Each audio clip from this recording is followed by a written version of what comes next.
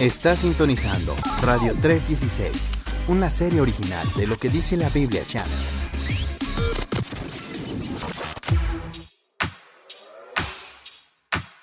Muy buenas tardes, amigos de Radio 316. Bienvenidos al programa Menorá, donde nos esforzamos todos los días para llevar el evangelio lo más lejos posible por estos medios digitales. Bienvenidos y presentamos al equipo en esta sección que vamos a tener una sección especial, pero antes quiero presentar al equipo. Está conformado por Pat Fuentes. Bienvenida, Pat. ¿Cómo estás? Muchas gracias, muy bien. La verdad estoy muy contenta en este momento por iniciar este nuevo proyecto, poderles compartir a ustedes pues todos estos conocimientos que a través de la Biblia, a través de Dios que nos ha estado dando el discernimiento y todo, compartirlo con ustedes. Entonces la verdad estoy muy, muy contenta. Muchas gracias, Pat. Y pues un servidor, Eric Guzmán, que vamos a estar tratando estos temas para llevar pues asuntos que en la cabeza de muchas personas, entre ellas pues la de nosotros, la de nuestro productor, la de la gente que nos escucha, pues tienen diferentes preguntas que en su momento tal vez hay personas que no la pueden responder. Entonces vamos a empezar el programa con un tema buenísimo, un tema que es ¿por qué fue que Jesús fue el que se sacrificó? ¿Por qué él? ¿Por qué no otra persona? ¿Por qué no alguien del Antiguo Testamento? ¿Por qué tuvo que haber un segundo testamento, si así lo queremos ver? ¿Qué opciones tenía Dios?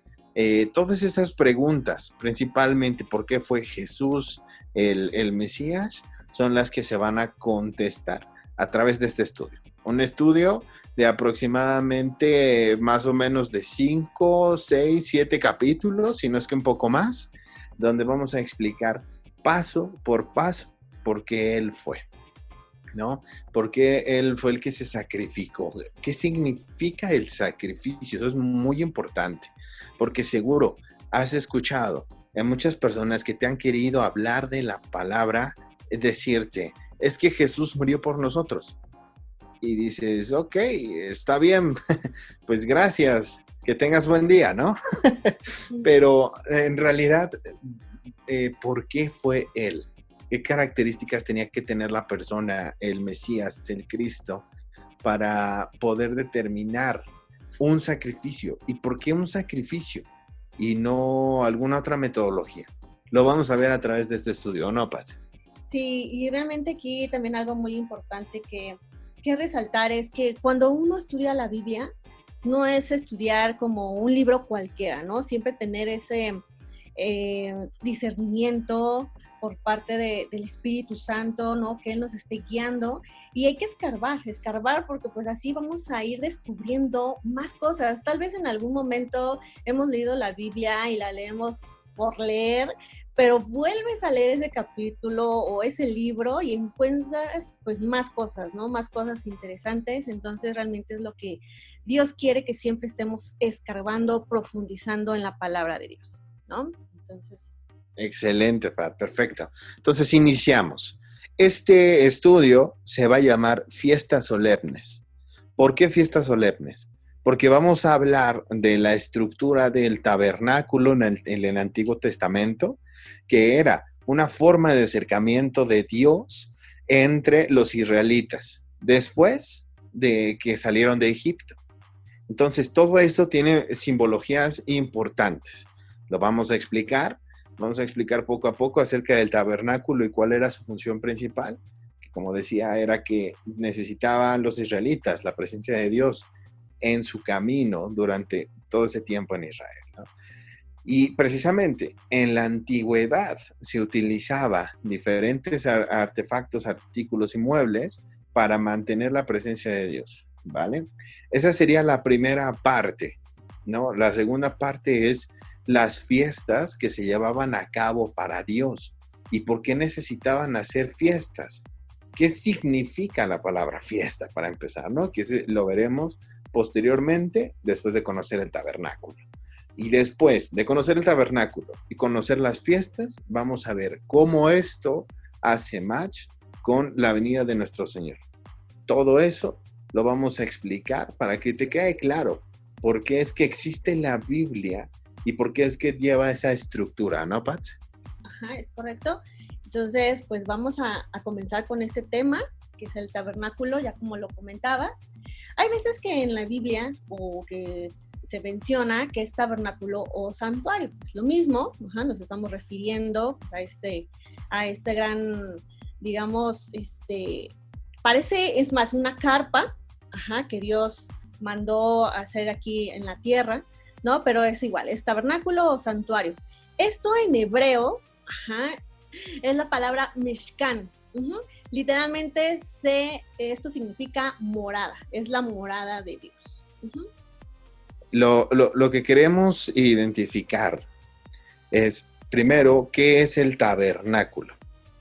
Pues bueno, prácticamente cuando el pecado, regresemos a Génesis 3, que nos habla del pecado, cuando entró al mundo a través de Adán y Eva, por lo cual el pecado surge a través de una separación, ¿no? Adán y Eva tuvieron la audacia, por así llamarlo, de desobedecer a Dios a una única regla, ¿no? Hubo una separación con Dios, Génesis 3, y con ello el tabernáculo se crea para darle a la humanidad una vez más la oportunidad de acercarse a Dios. Después de tener esa separación, Dios les da la oportunidad de volver a tener ese acercamiento. Esto lo podemos ver en Éxodo 29:46, ¿no? Que habla de que necesita Dios morar entre su propio pueblo. Ahora, Israel es la nación elegida para acercarnos al Señor, ya que es Dios de Abraham, de Isaac y de Jacob, ¿vale? Entonces, con ello, la estructura del tabernáculo es que tengamos este acercamiento a Dios. Pasa el tiempo. Después de la salida de Egipto, del pueblo de Israel, en el que Dios sacó a su pueblo de la esclavitud bajo el faraón de Egipto, los israelitas emprendieron su travesía por el desierto hacia la tierra prometida. Lo podemos ver prácticamente en todo el libro de Éxodo. Mientras andaban en el desierto, el Señor le dijo a Moisés que construyeran un tabernáculo. Imagínate cuánto tiempo pasó desde que desde que se apareció Adán y Eva con Dios hasta que se construyó el tabernáculo en la época de Moisés. Y aquí hay algo sorprendente en el libro de Éxodo, en el capítulo 25, versículo 8, que dice: haz que los israelitas me construyan un santuario para que yo habite en medio de ellos.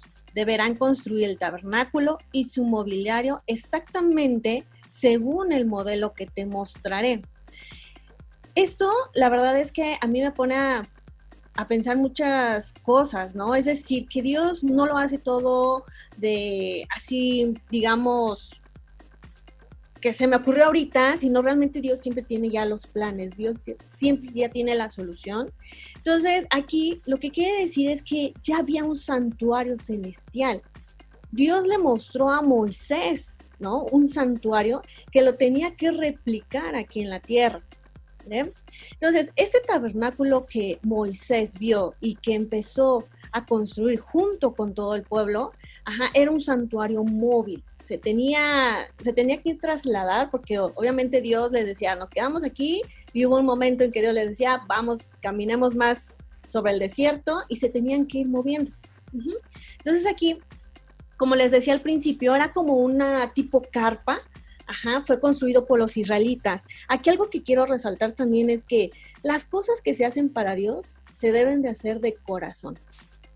En Éxodo, en el capítulo 25 y en el capítulo 35, vemos que varias veces aparece la palabra corazón. Qué interesante.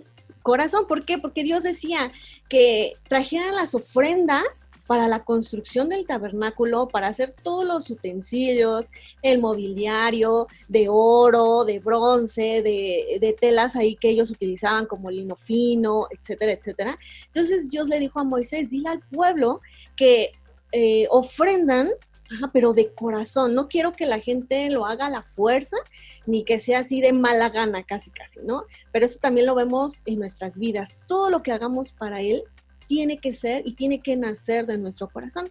Aquí en el capítulo de Éxodo 35, vamos a leer aquí en el versículo 5 que dice, y aparece la primera palabra, ¿no? Que es corazón. Dice, tomad entre vosotros ofrendas para Jehová. Todo generoso de corazón la traerá a Jehová. Oro, plata, bronce. ¿Vale? También en el versículo 10 del mismo capítulo dice, todo sabio de corazón de entre vosotros vendrá y hará todas las cosas que Jehová ha mandado. En el versículo 21 dice, y vino todo varón a quien su corazón estimuló. 22, vinieron así hombres como mujeres, todos los voluntarios de corazón. 25, además, todas las mujeres sabias de corazón hilaban con sus manos. Y en el versículo 26, todas las mujeres cuyo corazón las impulsó en sabiduría hilaron pelo de cabra. Entonces vemos que aquí, ¿cuántas veces Dios mencionaba esta palabra, no? Todo se tiene que hacer con esa pasión, con ese amor tan grande para las cosas que se tienen que hacer para Dios. Vaya, la realidad es que es sorprendente porque entonces la gente que estaba en ese tiempo estaba muy agradecida, ¿no? Tan agradecida que todos los que estaban ahí querían colaborar, ¿no, Pat? Sí, y algo aquí también que se lee en el capítulo es que Moisés tuvo que parar al pueblo y decirles, ya no traigan nada, porque fue tanto el amor que ellos tenían que daban mucho más que a lo mejor de lo que le pedían. Entonces Moisés tuvo que parar y decir, ya no me traigan, ya es suficiente, y ya con eso podemos construir el tabernáculo. Imagínense qué gran amor, ¿no? Qué gran amor, qué agradecimiento tenía el pueblo, Pat, ¿no? Entonces, prácticamente aquí, bueno, le pidió el Señor a Moisés, haz que los israelitas me construyan un santuario para que yo habite en medio de ellos. Deberán construir el tabernáculo y su mobiliario exactamente según el modelo que te mostraré, ¿no? Que era lo que hablaba, que le decía que replicara el tabernáculo que le mostró Dios a Moisés y lo replicara aquí en la tierra. Sí. También aquí Dios demandaba mucho la obediencia, mucho. O sea, de que lo hiciera tal cual como se lo mostró, no que pues empezara como a inventar cosas, ¿no? Moisés que ya no sé cómo iban, o etcétera. Siempre era la obediencia y que el santuario, que el tabernáculo fuera tal cual y como Dios se lo mostró en el monte, ¿no? Bueno, aquí también pues vamos a ver cuál era entonces el propósito de este tabernáculo. Ok, ya vimos que se lo mostró Dios, que ya lo empezaron a construir, todos iban de corazón, pero ¿por qué lo tenían que construir? ¿Cuál era el propósito? Bueno, uno de esos propósitos, y creo que es el más, bueno, todos son importantes, pero dice que Dios quería habitar en medio de su pueblo. Y esto lo vemos en Éxodo 29:46. Y como al principio lo comentabas, desde que empezó, que hubo la desobediencia de Adán y Eva, desde ese momento hubo la separación entre Dios y el hombre. Ahí es donde empezó la historia de la restauración, ¿no? De que Dios quería restaurar esa relación con nosotros, esa relación con los hombres. Es por eso que Dios vino con Moisés, le mostró este tabernáculo y él quería habitar en medio del pueblo. Y literalmente, o sea, si lo queremos ver de todos lados, literalmente Dios estaba en medio del pueblo. ¿Por qué? Porque inclusive más adelante en otros capítulos les vamos a compartir, ¿no? Que Dios mandó que este tabernáculo estuviera justo en medio de todo el campamento. En medio del campamento, como en Éxodo 25:16, ¿no? Ajá, exactamente. Entonces todos estaban alrededor del tabernáculo. Cada vez que a lo mejor despertaban, siempre veían hacia el tabernáculo. Dios estaba en medio de ellos. Ajá. No sé si ustedes te acuerdas, pues obviamente Dios se mostraba en fuego. Ajá. Dios se mostraba en una nube. Dios estaba ahí, presente siempre con el pueblo, ayudándolo en cada momento. ¿Cuál es otro propósito de este tabernáculo? Era un lugar para depositar la ley de Dios. Y esto lo vemos en Éxodo 25, del versículo 16 al 22, donde se guardaban las tablas de la ley. Las tablas que nuevamente Dios le dio a Moisés para el pueblo. Ahí estaban resguardados en el lugar santísimo. Vamos a ver también que más adelante este tabernáculo tenía 2 compartimientos, que era el lugar santo, el lugar santísimo, y en el lugar santísimo es donde se encontraba uno de los muebles que se llamaba Arca del Pacto. Dentro del arca estaban estas tablas de la ley. Ok, perfecto. Aquí dentro del arca, ¿qué más había dentro del arca además de las tablas de la ley, Pat? También se encontraba la vara de Aarón, la vara que floreció. Ahí se encontraba, y se encontraba el maná. Ok, para los que son nuevos en escuchar acerca de la palabra, cuéntanos un poquito, Pat, ¿quién es Aarón? Cuéntanos. Aarón fue uno de los hermanos de Moisés, y Aarón fue el primer sumo sacerdote que estaba ministrando dentro del tabernáculo.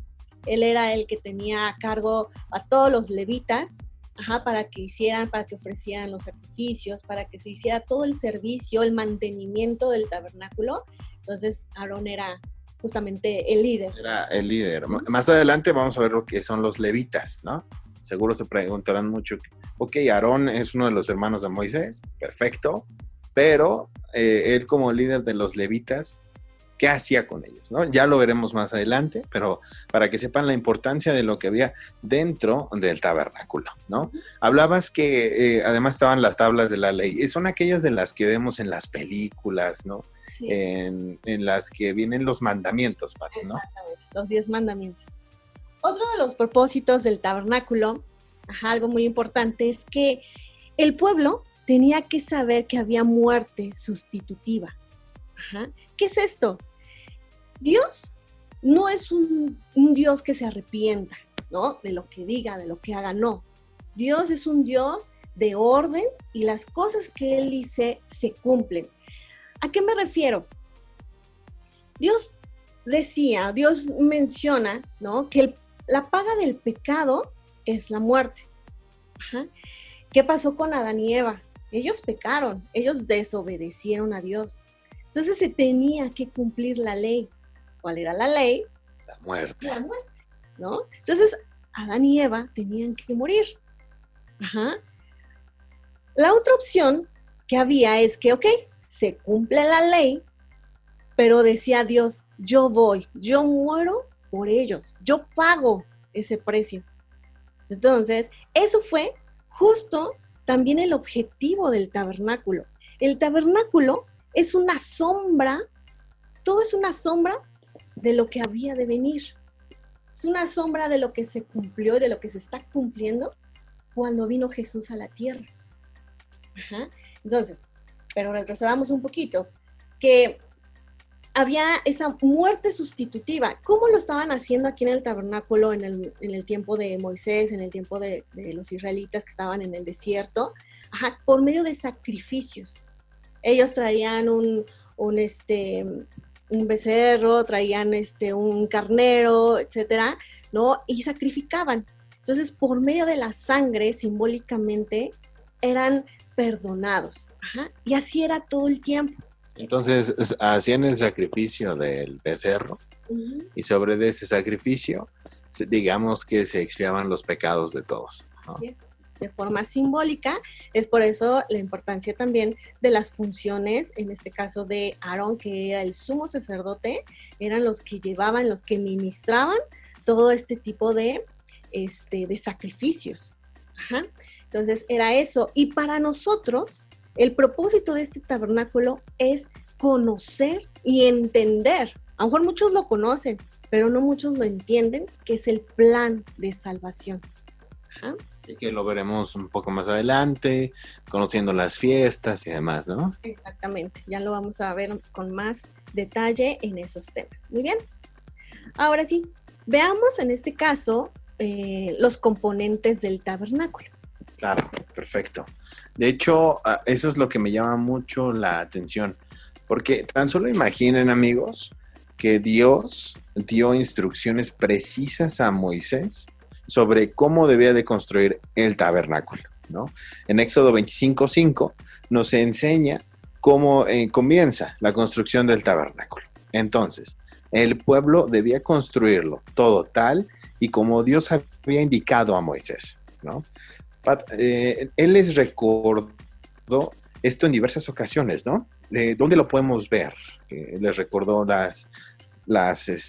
pues las medidas y tal. Eso lo podemos ver en el libro de Éxodo, capítulo 25. ¿Dónde más? Lo podemos ver en el mismo libro, pero en el capítulo 26, en el capítulo 27. Que esto, Dios da mucho valor a la obediencia de su pueblo, ¿no? No tomaron personas al azar. El tabernáculo, bien, era el espacio rectangular de 30 codos de largo, más o menos, ¿qué será? ¿Para unos 13 metros en la actualidad?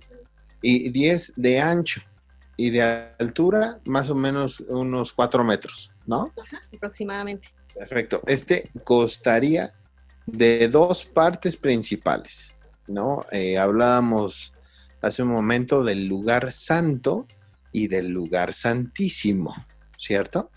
Entonces, imaginen el tabernáculo. El tabernáculo es un terreno que es el lugar santo, que es de 30 codos de largo, que contenía el candelabro de los 7 brazos, la menorá, la mesa de los panes de la preposición y el altar donde se quemaban los perfumes e inciensos, ¿no? Y dentro de ese terreno estaba el lugar santísimo, ¿no? El lugar santísimo era donde se preservaba el arca de la alianza, conocida también como el arca del pacto, y en donde se custodiaban las reliquias del Éxodo, es decir, las tablas de la ley, la vara de Aarón y el maná, ¿no? Que era de lo que hablábamos, padre. ¿No es así? Sí, adicional, para poder dividir estos 2 compartimentos, había un velo, un velo que separaba del lugar santísimo del lugar santo. Aquí hay un dato también muy importante, es que el sumo sacerdote, Aarón, solamente una vez al año entraba al lugar santísimo, es decir, donde se encontraba el arca del pacto. Ajá. Entraba porque, que más adelante les vamos a explicar, sobre alguna de las fiestas que se celebraban en este lugar. Una de ellas se llama la fiesta de la expiación. Entonces, en esta fiesta, lo que se hacía era perdonar. Bueno, ellos tenían que traer, todo el pueblo debía de traer un animal para sacrificarlo. Entonces, Aarón junto con los levitas hacían todos estos sacrificios, pero una vez teniendo la sangre de estos animales, el sumo sacerdote entraba hasta el lugar santísimo. Pero imagínense, o sea, no es como entrar a un lugar, pues, cualquiera, sino era el lugar donde estaba la presencia, donde estaba la gloria de Dios. Tenían que cuidar cada detalle, Aarón y los levitas, cada detalle para celebrar, para hacer estos sacrificios. Porque si algún detalle faltaba, Aarón o alguien de ahí podía morir. Entonces, todo se tenía que hacer tal cual y Dios lo solicitaba. Por eso Dios pedía mucho, insistía mucho en la obediencia. Entonces, este velo, repito, era el que dividía estos compartimentos y solamente Aarón entraba, nadie más podía entrar porque si no moría, nadie más podía entrar. Entonces él ingresaba a este lugar, expiaba o asperjaba más bien la sangre que traía de los animales, asperjaba 7 veces sobre el arca del pacto. El arca del pacto, en la parte de arriba, se encontraban los querubines, unos querubines. Sobre esos querubines había una tapa donde ahí se asperjaba la sangre. Símbolo, Interesante. símbolo justamente de los pecados de todo el pueblo, y ahí se ponían justamente pues para que Dios perdonara a todos ellos. Ok, entonces quiero entender que después de haber sido libres el pueblo de Egipto, aún así pecaba la gente. Aún así pecaba la gente, es por eso que justamente este tabernáculo Dios lo manda a hacer, para que esa separación que se había hecho volviera a restaurarse, y por medio de estos sacrificios Dios los perdonaba y el pueblo estaba en paz con Dios.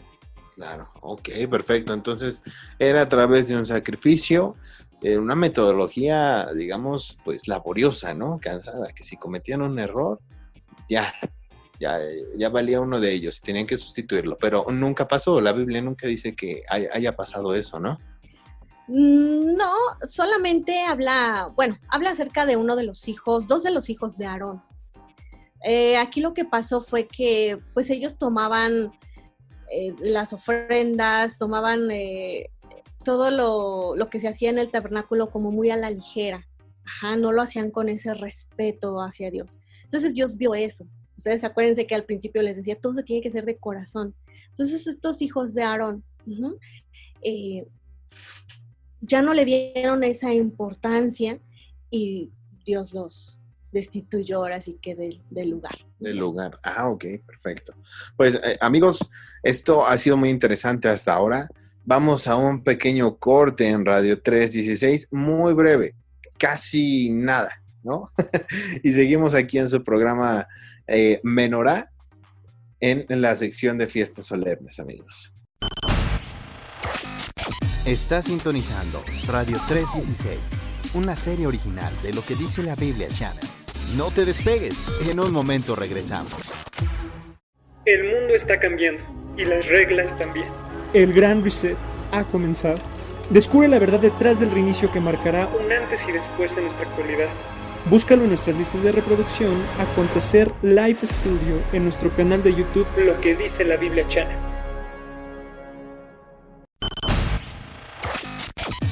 Ya volvemos con más en Radio 316, una serie original de Lo que dice la Biblia Channel.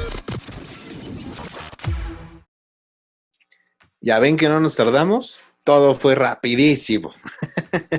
Bienvenidos de nueva cuenta a su programa Menorá en Radio 316, en la sección de fiestas solemnes. Estamos platicando aquí muy a gusto de cómo es que Dios regresó a reconciliarse eventualmente con nosotros los humanos después de que Adán y Eva hayan pecado, ¿no? Después de que pecaron hubo una separación a través de la muerte, y entonces la única forma de que regresara a Dios es que ahora hicieron un templo con una metodología más compleja, con personas dedicadas a esto, ¿no, Pat? ¿Tú cómo te sientes? Muy, muy bien, y pues la verdad esto va para largo, son cosas muy interesantes, y cada uno de los compartimentos, cada uno de los muebles que aquí presenta el tabernáculo tienen su porqué, ¿no? Perfecto, así es. Entonces, nos quedábamos antes de la pausa sobre los componentes del tabernáculo. Ya hablamos del lugar santo, que en hebreo es Makom Kadosh, el lugar santísimo, que en hebreo es Kodesh Hakadoni. Y bueno, lo que queremos también que podamos aprender todos en conjunto es el campamento y el orden sacerdotal, ¿verdad? Si es que no quieres agregar algo más del tabernáculo, algún detalle que sería interesante, igual dentro de los comentarios, dentro de redes sociales, sería bueno que nos hicieran más preguntas para que sobre eso en la siguiente sección, en el siguiente programa, podamos tener más contacto con ustedes y podamos también resolver las preguntas que tengan, ¿no, Pat? Así es, sí, ustedes pueden hacernos las preguntas y aquí nosotros podemos. Muy bien, aquí antes de poder concretar esta parte del tabernáculo, hay otro espacio que rodeaba el tabernáculo. Este espacio se llamaba atrio, muy bien. Este era, digamos, como un patio que estaba así afuera. Frente a la puerta del tabernáculo estaba el altar de los holocaustos. Justo ahí es donde se sacrificaba el animal. Estaba afuera, estaba en el atrio. Ajá. Aquí se quemaba la carne de los animales sacrificados como ofrenda. También había un gran recipiente lleno de agua y este era llamado fuente de bronce. Ajá. Aquí era donde los sacerdotes se lavaban las manos y los pies antes de ejercer las funciones de su ministerio. Tenían que purificarse antes de hacer todo este tipo de sacrificios. De acuerdo, entonces vamos a imaginarnos. Si quieres, si te funciona mejor imaginarte las cosas cerrando los ojos, y yo te voy narrando más o menos cómo era el tabernáculo. Entonces, era de la siguiente forma. Imagínate un terreno grande. Ese terreno tenía una barda, y esa barda es el atrio. Dentro de la barda estaba el patio. Ahora imagínate que dentro de ese terreno estaban dos bloques, ¿no? El primer bloque era el lugar santo y dentro el segundo bloque era el lugar santísimo, ¿de acuerdo? Entonces, entran a ese patio llamado atrio, después entran al primer bloque en el lugar que se le hace llamar lugar santo y después en el segundo bloque que es el lugar santísimo, ¿no? Dentro de este primer bloque, pues pasaba el sacerdote ya con su vestidura, con todos los detalles que tiene que llevar el sumo sacerdote para purificarse, ¿no? Para lavarse en la vasija de cobre. Lavaba los pies, lavaba las manos, encendía las velas del candelabro, en hebreo menorá, justamente, en honor a este programa. Prendía las velas y preparaba todos los muebles para el sacrificio, ¿no? Antes de entrar al lugar santísimo, ¿no? Hacía el sacrificio y tal. Después entraba al lugar santísimo. Pat, ¿qué hacía en el lugar santísimo ya que había hecho todo ello? Sí, en el lugar santísimo, como ya lo comentaba anteriormente, entraba el sumo sacerdote ya con la sangre de los animales, ¿no? Que se habían sacrificado y asperjaba sobre el arca del pacto, como símbolo justamente de todos los pecados del pueblo y así ser perdonados por Dios. Ah, perfecto. Entonces, para quien no se lo había imaginado hasta ahora, listo. Ya tienen cómo es que era la función del tabernáculo en ese tiempo, ¿vale? Ahora, recuerden antes de continuar que se suscriban a nuestro canal de YouTube en Lo que dice la Biblia Channel, ya que ahí se subirán todos los programas y, bueno, obviamente todos los programas de Radio 316, claro. ¿No es así, Pat? Sí, es correcto, ahí nos pueden estar escuchando. Perfecto, y acuérdense de tener sus dudas ya escritas en el canal de YouTube, en las redes sociales, ya también nos encontramos en TikTok. Entonces igual ahí te puedes hacer unos comentarios para que en la siguiente sección los podamos leer y en el nombre de Dios podamos contestarte lo que necesitas saber para estar seguro de que estás con los correctos, ¿no es así? Sí, es correcto. Perfecto. Entonces, ahora, la siguiente parte, ya que quedó claro todo esto, fíjate que también hay una estructura en el campamento y en la orden sacerdotal, ¿no? Es decir, recordemos que el pueblo de Israel se divide en 12 grupos, que son las 12 tribus de Israel, ¿no? Los 10 hijos de Jacob y 2 de José, ¿no? Nótese que no aparece José ni Leví, pero ya lo explicaremos con más detalle, ¿no? La ubicación de las tribus, Pat, en números, en el libro de números 1, 52, 53 y 2, del 3 al 34, nos dice detalladamente cómo están escritas estas tribus, Pat. ¿Nos las podrías mencionar un poquito? Cómo estaban ordenadas, exactamente. Ustedes se han dado cuenta de que todo tiene un orden. No hay como de así improvisar, ¿no? Y justamente en el acomodo del campamento, donde estaban los israelitas alrededor del tabernáculo, Dios había puesto, Dios mandó, no fue Moisés el que dijo, el que ordenó, fue Dios el que le dijo cómo deberían de acomodarse. Ajá. Y vamos a ver, como tú lo mencionabas, que son 12 grupos, son las 12 tribus de Israel, ¿vale? Entonces, estaba el tabernáculo en la parte de medio. Uh-huh. Alrededor del tabernáculo se encontraban todas las tribus de Leví. Ajá. Leví obviamente tuvo hijos, ¿no? Sobre ellos, obviamente Moisés, Aarón también son levitas. Entonces, los que estaban alrededor del tabernáculo era la tribu de Merari, que era Leví, Moisés y Aarón, Coat y Gersón. Alrededor de ellos ya se encontraban estas 12 tribus de Israel. Vamos a ver que en la parte norte se encontraba la tribu de Neftalí, la tribu de Dan, la tribu de Aser. En la parte sur se encontraba la tribu de Simeón, de Rubén y de Gad. Ajá. En la parte este estaba Zabulón, Judá e Isaacar. Y en la parte oeste estaba la tribu de Manasés, Efraín y Benjamín. Ajá.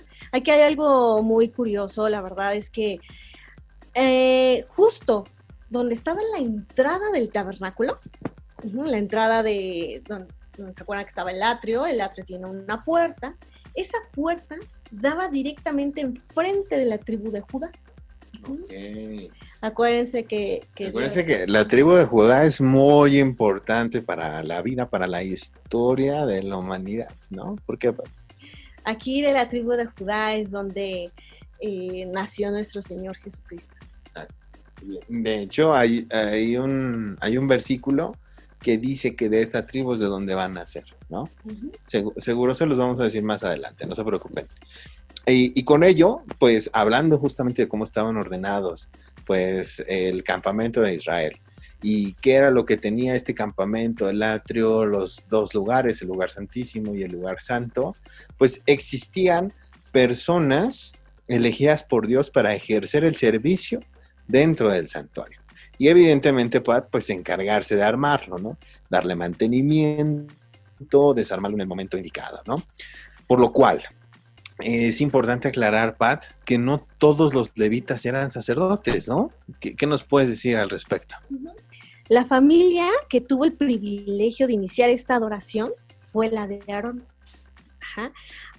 Aarón como sumo sacerdote, también tuvo hijos, que fue Nadab, Abiú, Eleazar e Itamar. Ellos fueron los que tuvieron el privilegio de iniciarlo.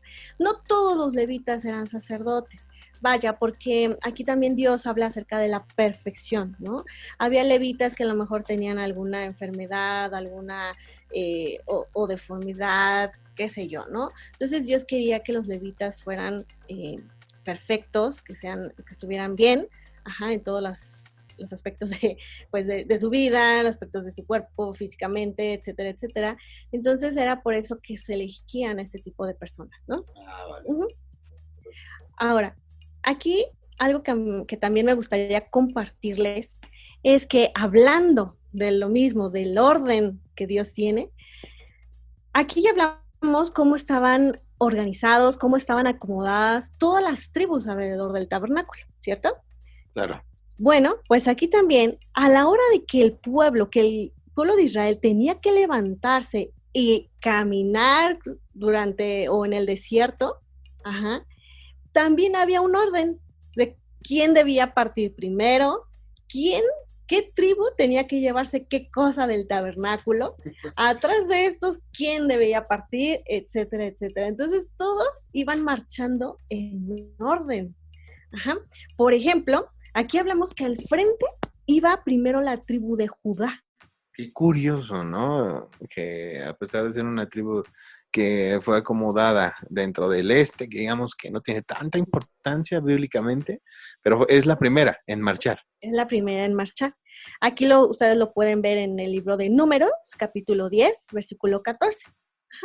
Después de la tribu de Judá venía la tribu de Isaacar, la tribu de Zabulón, y aquí es donde venía ya una tribu de Leví, que en este caso era Gersón, porque ellos estaban encargados de llevarse la cubierta de la tienda, la cubierta del tabernáculo, así como las cortinas del atrio, las cuerdas con las que se amarraban las cortinas.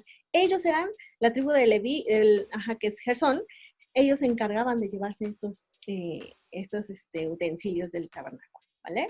Claro, la tribu que continúa es Merari, ¿no? Uh-huh. Ellos, si no mal recuerdo, son los que se llevan las tablas del tabernáculo, ¿no? Sus barras, sus columnas, sus bases y sus enseres, ¿vale? Igual, las columnas alrededor del atrio, sus basas y sus estacas, y así sus cuerdas. Esta tribu también era parte de Leví, ¿cierto? Exactamente, Merari. Uh-huh. Una vez que marchaba Merari, venían otras tribus, venía ya la de Rubén, Simeón, Gad, y nuevamente venía una tribu de Leví, en este caso que es Coat. Ellos tenían a su cargo el arca, la mesa de los panes, el candelero, los altares, los utensilios del santuario y el velo. Aquí un punto importante, el velo pesaba muchísimo. Imagínense, o sea, la verdad es que cómo se lo llevaban, cómo lo sostenían. Bien, después de esto viene también la tribu de Leví, en este caso que es Eleazar, y ellos que se llevaban, ellos tenían a su cargo el aceite del alumbrado. Con este aceite prendían el candelero, ¿no? Que en este caso que es el menorá. Uh-huh. El incienso aromático, la ofrenda continua, que son los panes, y el aceite de la unción. Ajá. Por último, marchaba la tribu de Efraín, Manasés, Benjamín, Dan, Aser y por último, Neftali. En ese orden, durante 40 años. Uh-huh. Durante 40 años que vagaban no que vagaban, sino que trataban de llegar a la tierra prometida, pero obedecían, desobedecían y aún así seguían llevando estas reglas, ¿no? Estas órdenes. Muy bien, amigos. Ya que vimos que todo lleva un orden durante este tiempo en el que Moisés se esforzaba por llevar al pie de la letra las reglas de Dios, también pues los levitas tenían estos deberes, ¿no? Responsabilidades de toda la tribu de Leví y el lugar que le correspondía entre todas las demás tribus durante el momento de la marcha, ¿no? Que es lo que nos decía Pat, principalmente son los deberes. Todo tenía un orden, muy interesante, Pat, muy interesante.